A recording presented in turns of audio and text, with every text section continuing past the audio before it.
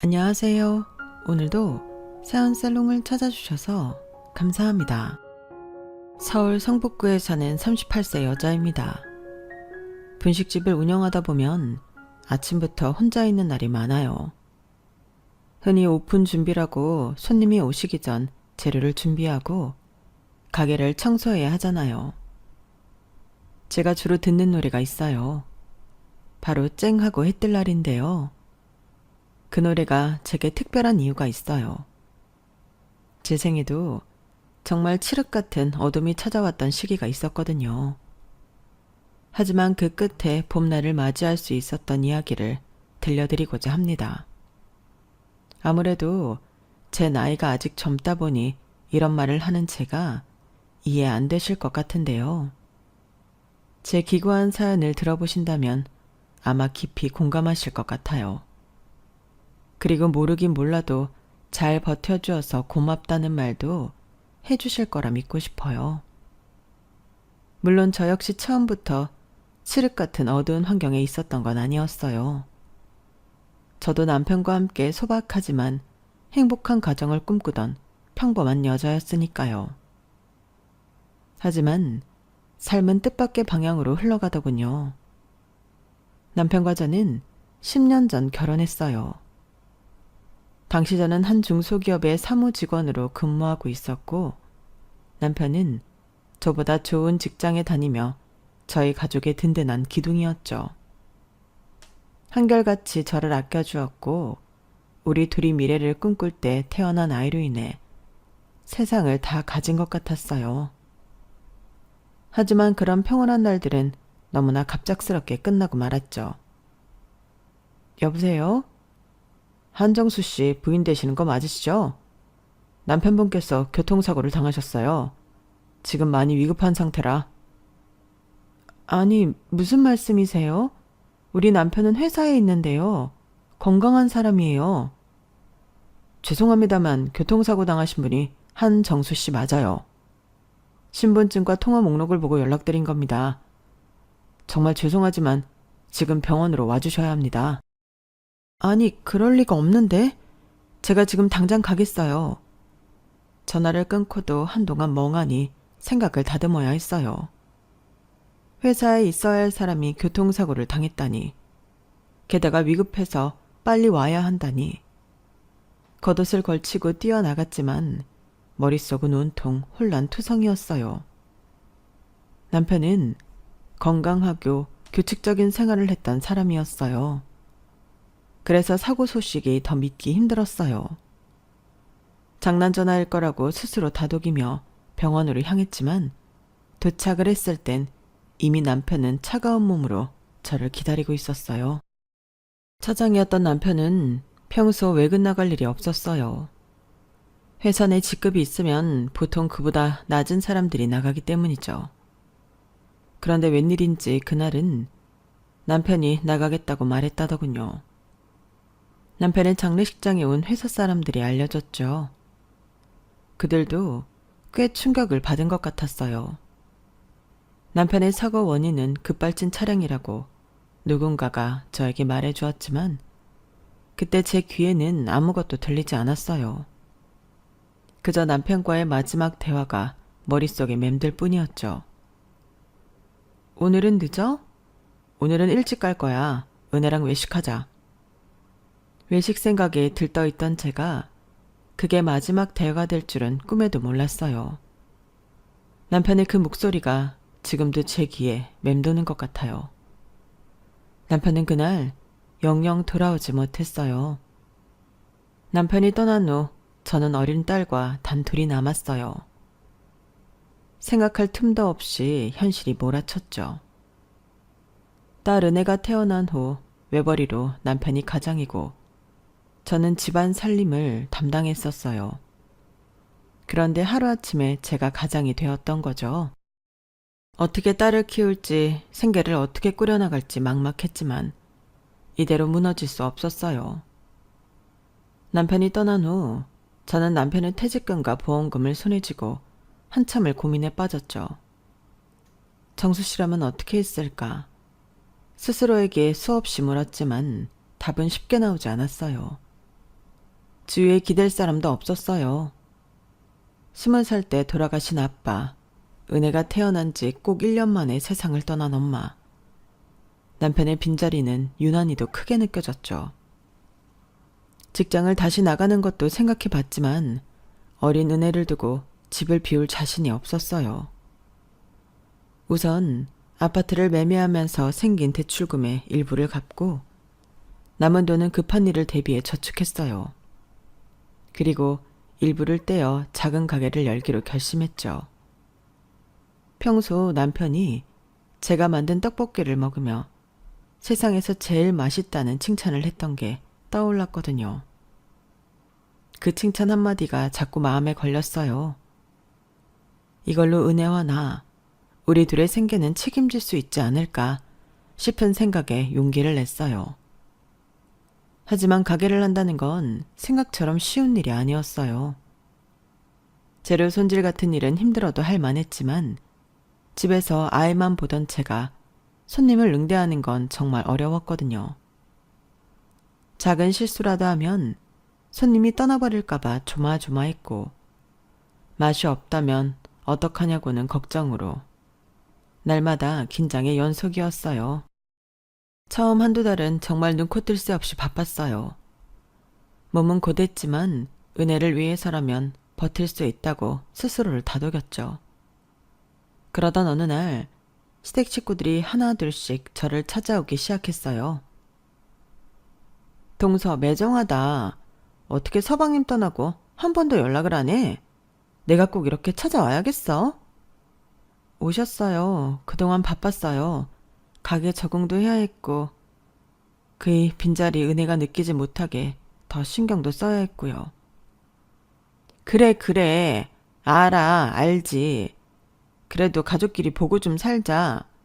서방님이 있을 땐 그래도 매번 우리 다정이 용돈도 주고 그랬는데 그런 작은 아빠 없다고 애가 얼마나 서운해하는지. 다정이가 그런 말을 해요? 걔가 그런 말 하래야? 내가 그렇다는 거지. 눈치가 빤하잖아. 공부하는 거 힘드니까 맛있는 거라도 사서 먹으라고 용돈도 잘 줬었는데 그런 작은 아빠 없으니 애가 얼마나 서운하겠어. 안 그래? 너무 어이가 없어서 대꾸할 가치도 못 느꼈어요. 무슨 생각을 해야 저런 말을 아무렇지 않게 할 수 있을까요? 사람이 할 말은 아니라고 생각했죠. 하지만 용돈을 못 받아 서운하다는 말은 시작에 불과했어요. 형님은 점점 더 노골적으로 금전적인 요구를 하기 시작했고 뻔뻔함의 정도는 날이 갈수록 심해졌어요. 내가 진짜 이런 말까진 안 하려고 했는데 동서 그러는 거 아니야. 네? 제가 뭘요? 그래, 한치 건너 두치라고 동서는 피 안 섞였으니까 신경 안 써도 된다고 생각할 수 있는데 그러는 거 아니라고. 그러니까 뭘요? 지난번에 말씀하셨던 다정이 용돈 그 이야기예요? 알고 있네. 알고 있으면서 지금까지 입 싹 씻었던 거야? 지금 장사해서 저랑 은혜 먹고 살기도 바빠요. 무슨 소리야. 동네 맛집이라고 소문 자자한 건 나도 아는데. 그리고 퇴직금이며 보상받은 거 그거 다 어디에다 쓰고 장사해서 힘들다는 소리를 해? 그건 노후 대비로 저축했죠. 설마 그걸 달라는 거예요? 누가 그렇대? 그래도 동서는 목돈이 있잖아. 우리 같은 사람이 갑자기 하늘에서 목돈이 떨어지는 것도 아니고. 형님, 그거 은혜 아빠 목숨값이에요. 그 돈 없어도, 아니, 그 돈 다 주고 더 줘서라도 은혜 아빠 살아 돌아온다면 그렇게라도 할 텐데. 그걸 지금 말이라고 하시는 거예요? 아니, 누가 그렇대? 동서는 참 사람 이상하게 만든다.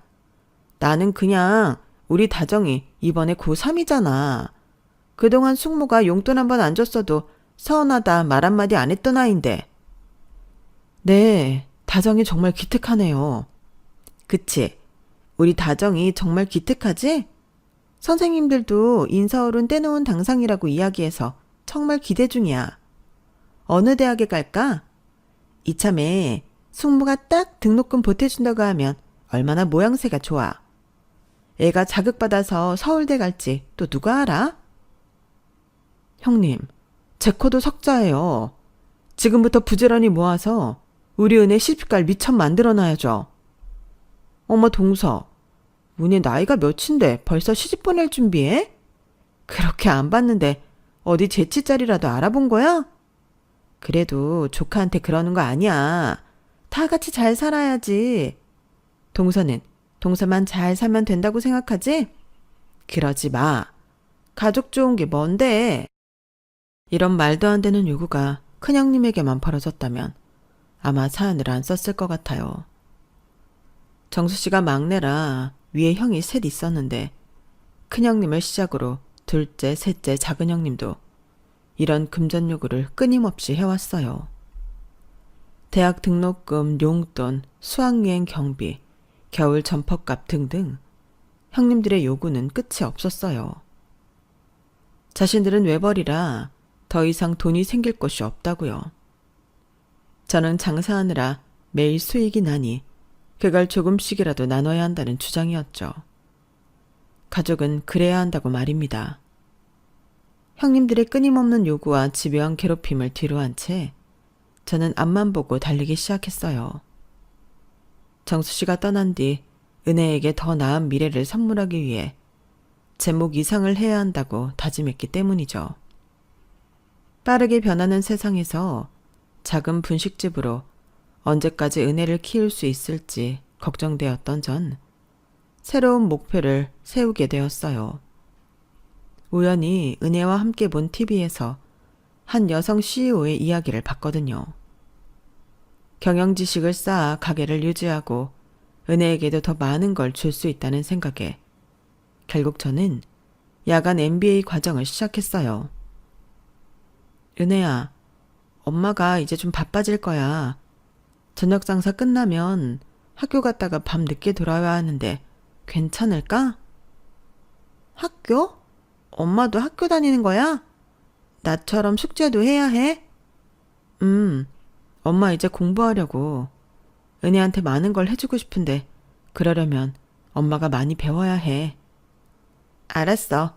은혜 내년에 학교 가니까 혼자 있을 수 있어. 대신 엄마, 시험은 무조건 100점 맞아야 해. 알았지? 그래, 알았어.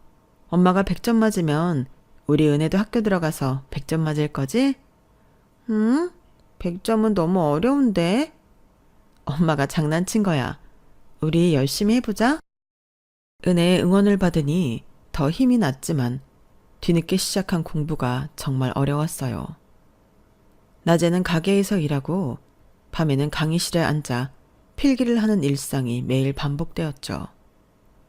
몸은 고단했지만 수업 내용은 재미있었고 무엇보다 막연한 미래지만 달라질 수 있다는 기대감이 저의 원동력이 되었어요. 다행인 건 분식집에 작은 방이 딸려 있어서 낮 시간엔 은혜와 충분한 시간을 보낼 수 있었다는 점이에요. 은혜는 제가 가게에서 바쁠 때도 옆에서 책을 읽거나 그림을 그리며 불평불만 없이 제 곁을 지켰죠. 그런 모습이 저에겐 큰 힘이었어요. 배우니까 세상을 보는 눈도 달라지게 되더군요. 가게를 단순히 운영하는 게 아니라 브랜드화하고 온라인을 통해 확장할 수 있는 가능성을 발견할 수 있었거든요. 그렇게 작은 분식점을 운영하며 온라인 쇼핑몰을 시작하게 되었어요. 처음엔 단순히 제가 만든 떡볶이 소스를 판매하는 것에서 출발했는데요. 주문이 하나 둘씩 들어오며 가능성을 보게 되었죠. 제가 만든 소스를 맛있다고 말하는 고객들의 리뷰를 보며 조금씩 자신감도 생겼고요. 온라인 쇼핑몰을 병행하며 저는 자신감이 쌓여갔는데요. 조금씩 변화하는 가게와 제 삶을 보며 더 큰 꿈을 꾸게 되었어요. 떡볶이 소스만 판매하는 게 아니라 제가 만든 분식점 레시피를 응용한 즉석식품을 개발해 보자고요. 번거롭게 매번 떡볶이 떡이랑 오뎅, 파, 삶은 계란 같은 재료를 사두는 것보다 간편하게 봉지로 뜯어 만들어 먹는 게 수요가 있을 거라고 판단했죠. 실제로 레시피 개발은 예상보다 순조롭게 진행되었고 손님들에게 물어봤을 때도 긍정적인 피드백으로 한 단계 도약할 때 됐어요. 하지만 문제는 자금이었어요. 초기 물류 비용을 감당하기엔 제가 가진 자금이 부족했거든요. 남편이 남기고 간 것을 사용해야 하는지 고민 안 해본 건 아니었어요. 하지만 만에 하나 사업이 잘 되지 않으면 그땐 은혜와 저 둘 다 길바닥에 나앉을 수 있다는 최악의 경우도 생각해야 했죠. 엄마, 왜 한숨을 쉬어? 그러다 땅 꺼지겠다. 어? 엄마가 한숨 쉬었어? 생각하느라 한숨 쉰지도 몰랐네. 왜? 공부하는 게 어려워? 아니, 공부하는 건 재밌어. 그럼, 가게 하는 게 힘들어? 아니, 손님들이 엄마 떡볶이 맛있다고 하니까 그것도 안 힘들어. 그런데 왜 한숨이야? 엄마가 하고 싶은 게 있는데 돈이 부족해서 어디서 뚝딱하고 나왔으면 좋겠다는 생각하니까 엄마도 모르게 한숨이 나왔나 봐. 엄마 뭐 하고 싶은데? 얼마 필요한데? 내가 용돈 모은 거 줄까? 아유, 우리 은혜. 엄마한테 그동안 모은 전 재산 다 준다고? 나 그거 없어도 괜찮아. 돈은 또 모으면 되니까. 그런데 엄마 한숨 쉬는 건 싫어. 힘들어도 멈추지 않고 달릴 수 있었던 건 은혜의 응원 덕분이었어요. 그런 말을 들으니 정신이 번쩍 나면서 한숨 짓고 있을 게 아니라 발벗고 뛰어야겠다는 생각이 들기 시작했어요. 안녕하세요. 저는 떡볶이와 튀김을 베이스로 한 즉석식품을 개발한 윤미래라고 합니다. 제 제품은 네, 듣고 있어요. 구체적인 수치나 예산 계획에 대해서 자세하게 말씀해 주시겠어요? 지금까지 연구개발 비용은 약 500만 원 정도 들었고 초기 생산을 위한 자금은 네, 알겠어요. 그런데 지금 자금이 부족하다면 어떻게 해결하시고 어떻게 갚아 나가실 계획인가요? 현재로서는 지금처럼 창업투자 설명회를 통해 투자자들을 찾아보려고 해요. 추가로 온라인 판매를 더 열심히 해서 자금을 모을 계획입니다. 좋은 계획이네요. 하지만 시장 규모나 경쟁업체 분석처럼 좀 더 구체적으로 준비하셔야 할 것 같아요. 네, 말씀 감사합니다. 더 준비해서 다시 도전하겠어요. 그렇게 각종 창업 공모전이나 투자 설명회를 찾아다니며 자금을 확보하기 위해 노력했지만 현실은 만만치 않았죠. 그럼에도 불구하고 저는 계속해서 새로운 기회를 찾아다녀야 했어요. 동서, 지금 어디야? 네? 지금 밖이에요. 그러니까 어디냐고. 요 며칠 가게 문 안 열어? 설마 망한 건 아니지? 제가 좀 볼 일이 있어서요. 은혜 어린이집 있을 때 알아봐야 해서 늦게 열어요. 그런데 웬일이세요? 웬일은 무슨. 그렇게 말하니까 꼭 남처럼 멀게 느껴지네. 곧 있으면 추석이잖아. 추석 때 올 거지? 네, 가야죠. 어머님 아버님한테 은혜 보여드려야 하니까. 그래, 서방님 먼저 떠났어도 가족이 남았으니까 자주 얼굴 보고 살자고. 그런데 이번 추석에 용돈 대신 올리브영 상품권으로 준비해줘. 알았지? 네? 그게 무슨... 아니, 매번 서방님이 현금으로 우리 다정이 용돈 줬었거든. 그랬더니 쓸데없는 데 사용하잖아. 한두 푼도 아니고 몇십만 원을. 그래서 차라리 화장품 살 수 있게 화장품 가게 상품권으로 달라고 미리 말해두는 거야. 네, 준비는 하겠는데 솔직히 그 사람 살아있을 때처럼 넉넉하게 준비하긴 어려울 것 같아요. 이해해 주세요. 그게 무슨 소리야? 동서 가게 망한 것도 아니라며. 그런데 뭐가 힘들어? 제가 준비하는 게 있어서요. 돈을 모아야 하니까. 동서 말 참 이상하게 한다. 명절이 1년에 몇 번이나 있다고 조카한테 고작 20만 원 용돈을 못 준다는 게 말이 돼? 혹시 그 돈 아껴서 대학 등록금 마련해 주려는 생각이야? 그건 지난번에 말씀드렸잖아요. 저 그럴 여유 없다고요. 아니, 사업하는 사람이 우리 가족 중 동서밖에 없는데 그럴 여유가 없다는 게 말이 돼? 형님 오셔서 아시잖아요. 사업이라고 말하기도 민망한 조그마한 분식점이라는 거요. 저랑 은혜 생활비 버는 수준이에요. 그러니 앞으로 그런 말은 말아주세요. 시도 때도 없이 요구하는 형님들 때문에 숨이 턱턱 막혔어요. 하지만 꿈이 생기고 나니 그런 말들에 일일이 대꾸할 필요성을 느끼지 못한 채 딱 잘라 거절하곤 했어요. 요즘 왜 낮에 문을 안 열어? 점심 한 끼 떡볶이로 때우려고 몇 번이나 왔다 갔다가 헛걸음했잖아. 오셨어요? 요즘 제가 바빠서요. 아이 세상에 안 바쁜 사람이 어딨다고? 나는 뭐 시간이 남아서 두정거장이나 걸어서 여기까지 오는 줄 알아?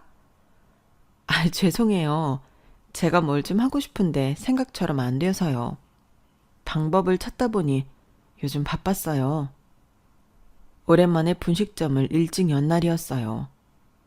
평소 저희 집에 단골처럼 들리시던 어르신이 있었죠. 제가 가게 하는 동네에 재개발 소식이 들려오면서 옆 동네로 이사 가신 분이었는데요. 구경차 예전 동네에 들리셨다가 분식집이 생긴 걸 보시곤 종종 오셨던 어르신이었어요. 처음 가게 오셨던 날부터 떡볶이가 맛있다고 칭찬해 주셔서 서비스도 드리면서 친해졌어요. 은혜도 친손녀처럼 예뻐해 주셔서 편하게 생각했는지 저도 모르게 주저리 제 고민을 털어놓게 되더라고요. 그래서 그 돈 구하려고 요즘 그렇게 바빴던 거야? 네, 잘하면 될 것 같은데 그 기회 잡기가 쉽지 않네요. 세상에 떡볶이 브랜드가 얼마나 많은데 그걸 이겨보겠다고? 아니요. 그 떡볶이는 그 떡볶이고 제 떡볶이는 제 떡볶이죠. 제 맛을 좋아해주는 사람들이 있으니까요. 어르신도 제 떡볶이 맛있다고 하셨잖아요. 그거야. 이 동네에 먹을 만한 곳이 없어서 그랬지. 그래서 하루가 멀다 하고 두 정거장이나 걸어서 떡볶이 먹으러 저희 집까지 오시는 거예요? 이사간 동네에도 떡볶이 맛난 데가 하나도 없더라고. 그래. 이 동네랑 옆 동네 통 털어서 자네 떡볶이가 제일 맛나네. 맛나. 제가 이 밀키트 성공하면 몇 개 드릴게요. 비 오거나 밖에 나오시기 힘든 날 집에서 맛있게 직접 만들어주세요. 집에서 만들면 자네가 해주는 맛 하나도 안 날 거 아니야. 아니에요. 제가 얼마나 연구했다고요. 여기서 드시는 맛이랑 똑같은 맛 나요. 진짜예요. 몰라. 모르겠고 나는 매일 여기로 올 거야. 글씨도 잘 안 보이는데 귀찮게 설명서 보고 언제 끓이고 앉아 있어. 나 같은 손님 취향은 하나도 모르고 꿈만 크게 꾸는 거 아니야? 아니에요. 종이컵 기준으로 물만 맞추면 되는 거라 쉬워요. 아니다.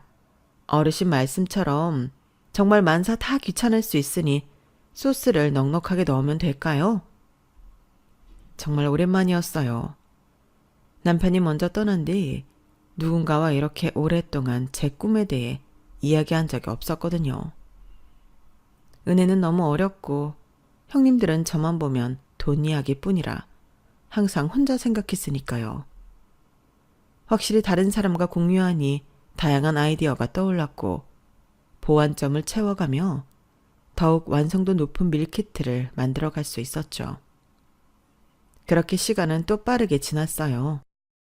추석 명절이 다가왔고 은혜를 데리고 갈 생각에 옷을 갈아입혔지만 발걸음이 떨어지진 않았어요. 어머님과 아버님을 뵙기 싫은 게 아니라 형님들이 문제였으니까요. 전화드리고 명절이 지나 따로 뵙는 게 좋을까 한참을 고민하다 결국 가기로 했어요. 엄마, 왜 안 가? 나 다정이 언니도 보고 싶고 진서 오빠랑 지우도 보고 싶어. 빨리 가자. 어? 한참이나 아무 말하지 않고 멍하니 있는 채가 답답했는지 은혜가 가자고 성화였거든요. 모두들 은혜에겐 살갑게 굴었기에 저만 참으면 된다는 생각에 은혜 손을 잡고 시댁으로 향했어요. 우리 은혜 왔구나. 왜 이제 왔어? 큰엄마가 얼마나 기다렸는데. 안녕하세요. 저도 빨리 오고 싶었는데요. 오는 길에 차가 막혔어요. 우리 은혜 다 컸네. 말하는 것 봐봐. 완전 어른이야. 무거운 마음으로 갔지만 오랜만에 만난 가족들은 좋았어요. 저를 보면 또 돈 이야기를 하지 않을까 노심초사하며 갔지만 막상 만난 형님들은 은혜를 반갑게 맞아주시면서 따뜻하게 대해주셨기 때문입니다. 그렇게 오랜만에 온 가족이 함께 모여 두런두런 이야기를 나누고 있을 때였어요. 엄마, 저기 저거 꼭 백마 같아. 백마? 누가 말을 끌고 다닌다고. 은혜야, 저거 하얀 승용차야. 은혜 동화책 많이 봤구나. 상상하는 게 제법이네. 아니에요, 큰엄마. 저 차 앞에 큰 말 있어요. 어디? 예, 난 보이지도 않는다. 우리 은혜가 차에 관심 있는 줄 몰랐네. 근데 비싸 보이긴 하네. 그런데, 이 앞에 서는데? 시댁은 경기도 외곽에 있었는데 단독주택으로 지대가 높았어요. 창밖으로 내다보면 도로가 보였고 은혜는 할아버지 집에서 차를 구경하며 간식 먹는 걸 좋아했거든요. 그날도 한참 차를 구경하다가 형님이랑 이런 말을 주고받았죠. 그때까지만 해도 그 승용차가 저와 연관이 있을 줄 몰랐거든요. 제가 사는 집도 아니고 시댁이니 누구라도 그렇게 생각했을 거예요. 대박, 아버님 친구분이신가? 아버님 친구분 오셨어요. 누구? 내 친구가 아닌데. 실례합니다. 여기 윤미래 씨 계십니까? 윤미래? 윤미래면 동서 아냐? 동서 이리 좀 나와봐. 동서 찾는 분이 여기까지 왔어. 네, 저요? 누가 저를... 윤미래 씨 되세요? 네, 제가 윤미래인데요. 안녕하세요. 저는 회장님이 보낸 비서입니다. 회장님이 급하게 사모님을 모시고 오라고 하셔서요. 실례를 무릅쓰고 이렇게 직접 모시러 왔어요. 네? 아니 무슨 회장님이라뇨. 와보시면 아실 거라고 말씀하셨어요. 지금 같이 가주셔야 할 것 같아요. 지금요? 네. 필요한 게 있으시면 챙겨오셔도 좋아요. 차에서 기다리고 있겠어요. 네? 뭐... 갑자기 벌어진 일에 어안이 벙벙했어요. 회장? 사모님? 무슨 일인지 감이 도무지 잡히지 않았거든요. 분명 창업 설명회에서 만난 사람 중 하나일 거라는 추측이 있었을 뿐 어느 사람인지 감을 잡을 수 없었죠. 김 회장님인가? 나중에 한번 만나자고 하셨는데 아니야. 그럴 거였으면 그분 성격에 분명 전화 먼저 하셨을 거야. 그럼 누구지? 내가 여기 있는 건 어떻게 또 알았고. 궁금한 게 꼬리에 꼬리를 물고 있는데 형님이 저를 추궁하듯 몰아세우기 시작했죠. 동서, 뭐야? 바른 대로 말해. 네? 뭘요? 동서 우리 모르게 재혼했지? 재혼이라뇨. 그런 거 아니에요. 그런 거 아니긴 뭐가 아니야. 준비하는 게 따로 있다고 그랬잖아. 내 말이 틀려? 준비하는 게 있긴 한데 재혼은 아니에요. 그래, 재혼은 아니겠지. 재치로 가는 거니까. 아니 뭐 동서도 초혼은 아니니까 재치가 춤길 일은 아니잖아. 형님, 말이 지나치세요. 은혜도 있는데 무슨 말씀이세요? 내가 할 소리. 동서는 서방님 먼저 떠났다고 우리가 우스워? 그게 무슨 말씀이세요? 그랬으면 제가 여기 왜 왔겠어요? 왜 오긴 왜 왔겠어? 자랑하러 왔겠지. 제가 자랑할 게 뭐 있다고 그러세요? 나도 좀 전까지만 해도 자랑할 게 없다고 생각했는데 방금 생각이 달라졌어. 동서 나이 많은 회장님하고 재혼한다는 거 알리고 싶어서 모르는 척 이러는 거잖아. 네? 무슨 말도 안 되는 소리세요. 말이 안 되긴 왜 말이 안 돼? 아버님 보셨죠? 은혜가 백마 같다고 한 차. 비싼 외제차예요. 나가서 보니까 정말 차 앞에 웬 말 한마리가 그려져 있더라고요. 멀리서 그걸 애가 보고 어떻게 알아요? 안 그래요? 분명 평소에 봤으니까 알아본 거죠. 동서, 내 말이 틀려? 틀리면 틀리다고 말해봐. 은혜 평소 차에 관심 많아요. 은혜 아빠가 교통사고로 세상 떠나서 그때부터 차라는 차는 유심히 본다고요. 하요, 말은 청산유수야. 가게 안 돼서 돈 없다고 소리하면서 문 닫고 낮에 자리 비울 때부터 내가 알아봤어. 그런 거 아니라고요. 은혜 듣는데 형님들 너무하시는 거 아니에요? 너무해? 너무한 게 누군데 그래? 내가 그렇게 찾아가면서 안부를 물을 땐 꿈쩍도 안 하더니 기껏 명절날 가족들 다 모인 자리에 보란듯이 내 연남 데리고 오는 동서가 너무한 거지? 사업한다고 바쁜 척하더니 결국 돈 많은 남자 꼬시려고 그랬다는 것밖에 더 있어? 애복이 창피했으면 그런 일을 저지르지나 말지. 창피한 짓은 동서가 해놓고 어디 와서 큰 소리야? 분명히 말하는데 저 은혜복이 창피한 짓 한 적 없어요. 이만 가볼게요. 저 봐. 뻔뻔한 것 좀 봐. 내 저럴 줄 알았다니까.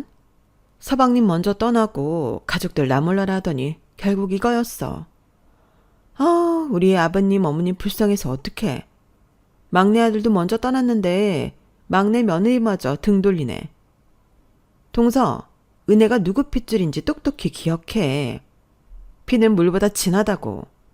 돈에 눈 멀어서 나이 많은 노인네 좋다고 떠나는 동서. 내가 뭐라고 하지 않겠지만 은혜는 장씨 핏줄이라는 그거 하나는 똑똑히 기억해. 도저히 그곳에 있을 수 없어서 은혜를 데리고 빠져나왔어요.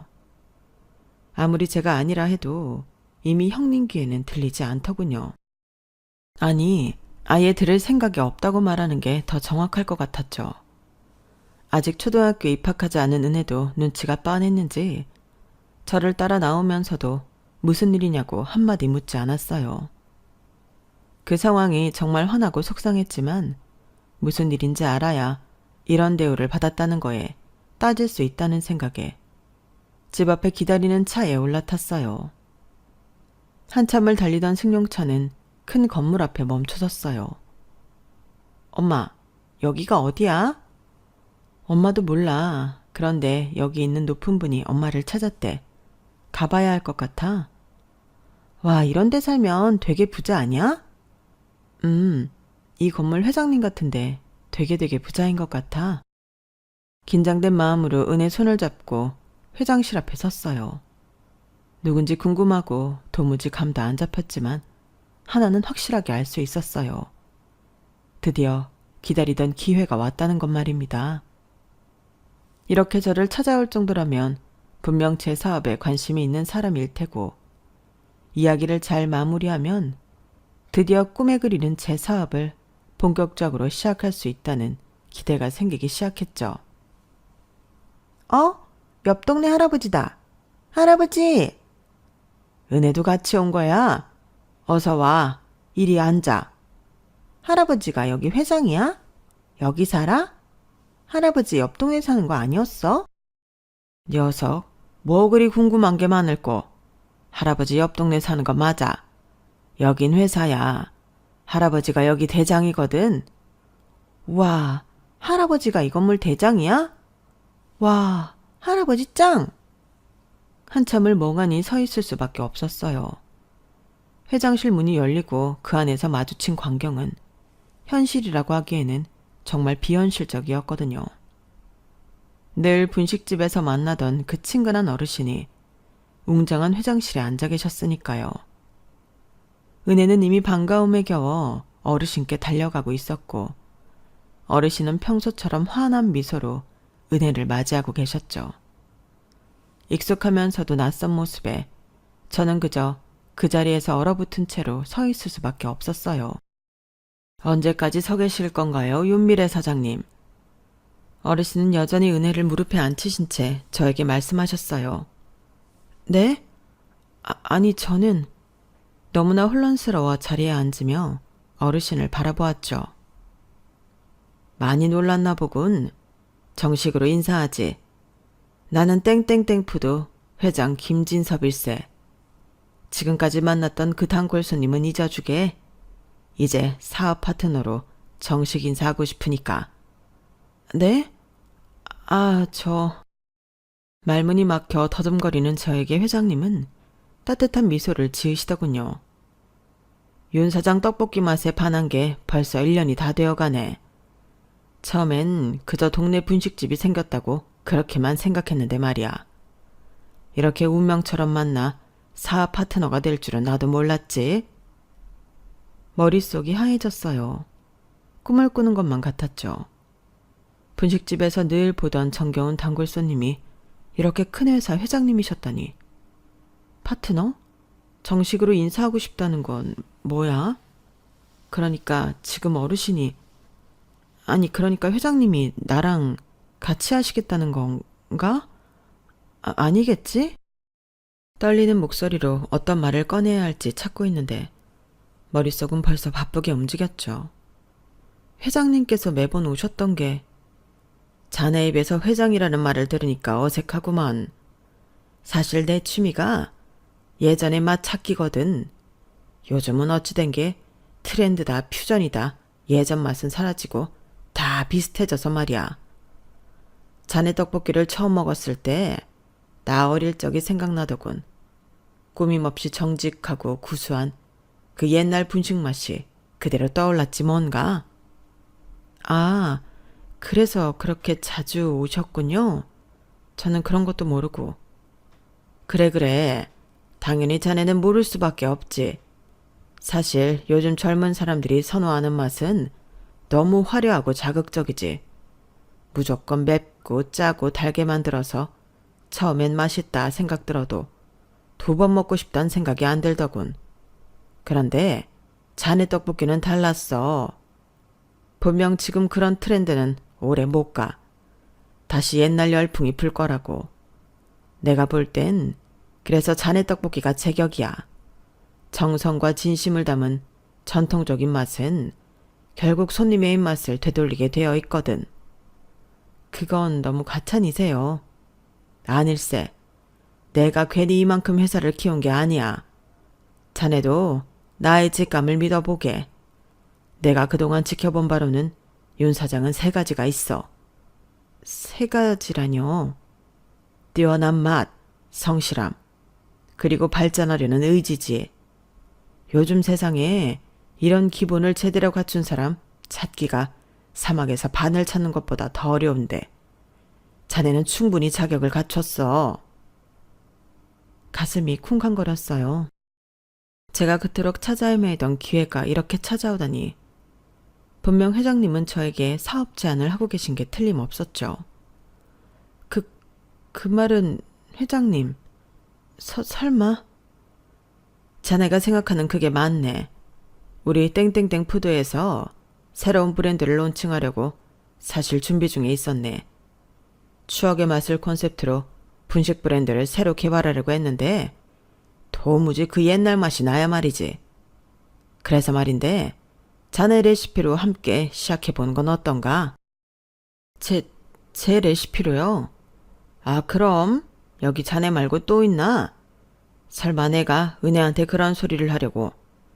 자네가 포장해준 떡볶이로 이미 테스트도 여러 번 거쳤네.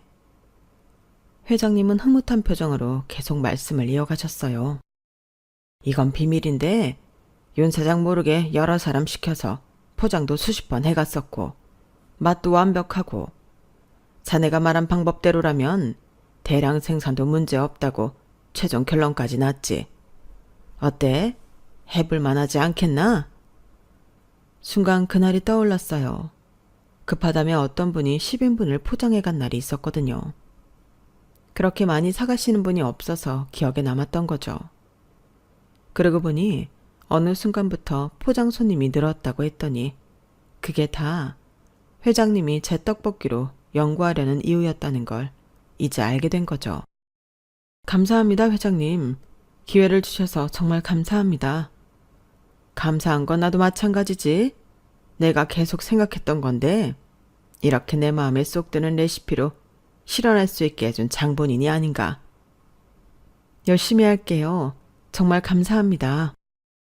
사업이라는 게 서로 잘해보자는 건데 윤 사장이 이렇게 말하면 내가 뭐가 되나? 나도 잘 부탁한다고 머리라도 숙여야 하는 건가? 회장님의 농담에 저도 모르게 피식 웃음이 나왔어요. 꿈 같은 현실이었지만 이제야 제 인생에도 진짜 쨍하고 해뜰 날이 찾아온 것 같았으니까요. 이제 본격적인 이야기를 꺼내볼까요? 회장님은 서류 몇 장을 꺼내셨어요. 우선 윤 사장의 레시피로 추억의 분식 브랜드를 런칭할 건데 매출의 5%를 로열티로 지급하고 식품사업부 이사직도 함께 맡아줬으면 하네. 참고로 우리 회사 사원복지는 아주 끝내주네. 순간 귀를 의심했어요. 로열티에 이사직까지라니. 하지만 회장님의 설명을 들으니 이해가 안 된 것도 아니었어요. 전국 매장의 품질 관리와 신메뉴 개발, 그리고 전체적인 브랜드 방향성까지 제가 총체적인 책임을 져야 했으니까요. 첫 매장 오픈 준비를 하면서 정말 눈코 뜰 새 없이 바쁘게 지냈어요. 본사 연구팀과 함께 레시피를 표준화하고 매뉴얼을 만들고 직원 교육 프로그램도 체계적으로 준비해야 했거든요. 정신없이 진행하면서 문득 그날 어떻게 시댁으로 저를 찾아왔는지 궁금해지더군요. 바쁜 나날들을 보내면서 문득 그날 어떻게, 왜 저를 찾아왔는지 궁금했던 거죠. 나중에 알고 보니 회장님께서 제가 명절에 시댁에 간다는 걸 아신 건 제가 그날 아침 일찍 가게에 들르신 회장님께 시댁에 가야 해서 일찍 문 닫는다고 말했기 때문이었죠. 회장님은 나중에 이렇게 말씀하시더라고요. 그동안 매일 오면서 윤 사장 이야기를 조금씩 들었잖나. 시댁 가는 게 힘들어 보이더군. 그래서 그날로 정했지. 때마침 계약서도 준비되어 있었고. 항상 제 이야기를 귀 기울여 들어주시던 회장님다운 배려였죠.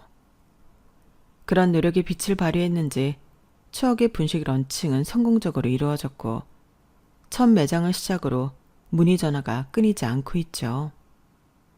그렇게 바쁜 나날들을 보내는 어느 날 형님들에게 전화가 몇 번 왔었어요. 당연히 받지 않았죠.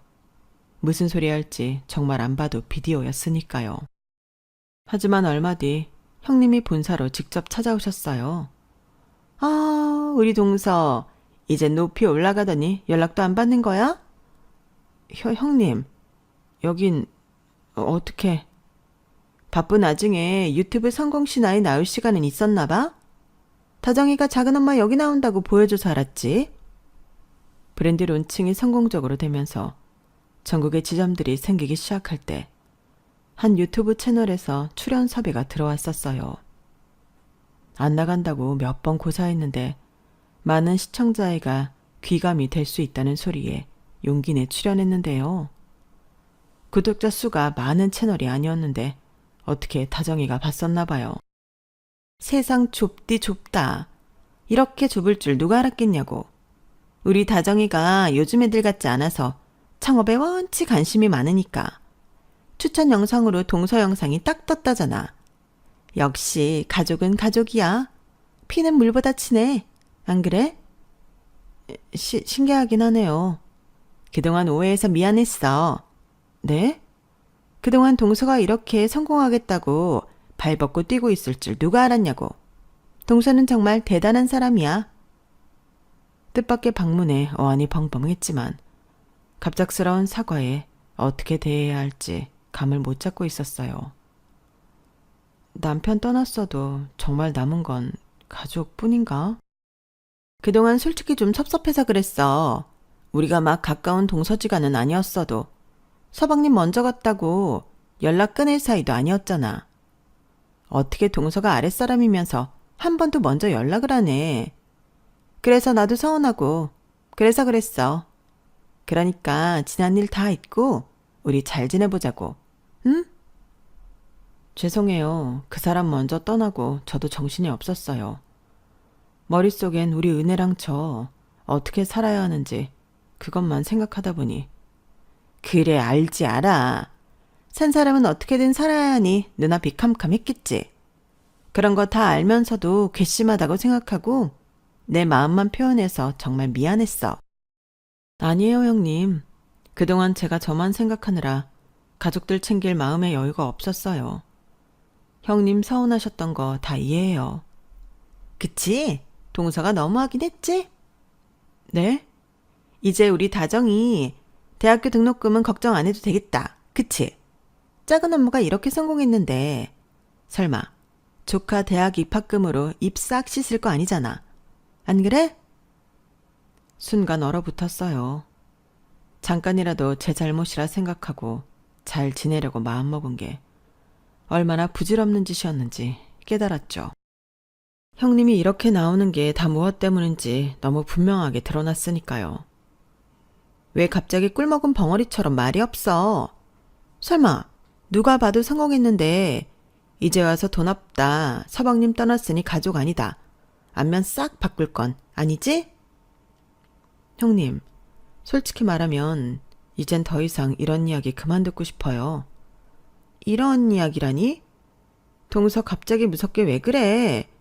좀 전까지만 해도 우리 사이 좋았잖아. 진짜 1억이야? 그건 제가 하고 싶은 말이에요. 그동안 제가 어떻게 되든 관심 하나도 없었잖아요.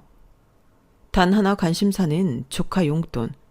남편 떠나고 혹시 조카 용돈 끊길까봐 조바심 내며 남편 목숨감으로 나온 보험금, 퇴직금. 그걸로 어떻게라도 조카 대학 입학금이라도 내라고. 그동안 저 들들 볶았던 거 기억도 안 나세요? 오해야, 오해라고. 내가 좀 전에 말했잖아. 서운해서 그랬다고. 우리 방금 다 풀어놓고 동서도 성격 참 이상하다. 그러니까 결국 뭐야? 가족이고 뭐고 인연 다 끊고 혼자 잘 먹고 잘 살겠다는 거 아니야. 동서 그렇게 안 봤는데 정말 매정한 구석이 있었네. 그건 제가 할 말이라고요. 매정? 매정하게 누군데요? 한 치 걸러 두 치라고 형님 동생이 죽었어도 그렇게 개죽음 당했어도 태연하게 돈 타령하시겠어요? 나? 동생 없는데? 있다고 쳐도 이미 죽었는데 어떡해. 그리고 웬 개죽음이야. 보험금 나왔겠다, 보상금 줬겠다. 산 사람은 어떻게든 사는 게 맞는 거 아니야? 그럼 같이 따라가야 해? 이제 알겠네요, 형님 수준을. 아주버님이 불쌍하네요. 형님이 이렇게 형편없는 사람인 줄 모를 테니. 뭐라고? 너 지금 말 다 했어? 아니요, 아직 다 안 했어요. 솔직히 형님 말대로 우리가 피가 섞였어요. 그렇다고 제 신랑이 멀쩡히 살아서 가족으로 묶이길 했어요. 엄연히 우리 남이에요, 남. 뭐가 어쩌고 저째? 그러니 지금 당장 썩 꺼지지 않으면 보안팀 부를 거예요. 내가 그동안 얼마나 힘들었는지, 얼마나 절박했는지 관심도 없으면서 내가 가진 돈에만 관심 있는 뻔뻔한 당신하고는 더 이상 할 말 없어요. 분명히 말하는데 제가 가진 돈은 다 제 것이고 은혜 줄 거예요. 10원 한 장도 형님들한테 줄 마음 없으니 다신 찾아오지도 마세요. 잘 전하시고요. 더한 말을 해주고 싶었지만 회사라 차마 입에다 담지 못했어요. 아쉬운 것도 잠시 제 말을 끝까지 듣던 형님 얼굴이 불그락 푸르락거리더니 결국 고래고래 소리를 지르셨죠. 차마 전하기도 어려운 말들을 회사 사람들 보는 데서 큰 소리로 떠들며 악을 쓰는 바람에 결국 보안팀에 끌려 나갔네요. 그리고 전 이사도 하고 번호도 바꾸면서 아예 시댁하고는 인연을 끊어버렸어요. 아버님, 어머님에 대한 부분도 생각 안 해본 건 아니지만 회장님의 승용차가 시댁 앞에 왔을 때 날뛰는 형님 말에 묵묵히 동조했던 그 얼굴이 잊히지 않더라고요. 그게 벌써 1년 전 일이에요. 6개월이 되었을 때 전국 50호점을 돌파했고 지금은 100호점을 눈앞에 두고 있거든요. 은혜는 엄마가 세상에서 제일 자랑스럽다며 여전히 저에겐 제일 든든한 지원군이에요. 새벽에 일어나 가게 문을 열던 그 시절이 이제는 먼 꿈처럼 느껴져요. 하지만 그 시절이 있었기에 지금의 제가 있을 수 있었던 거겠죠.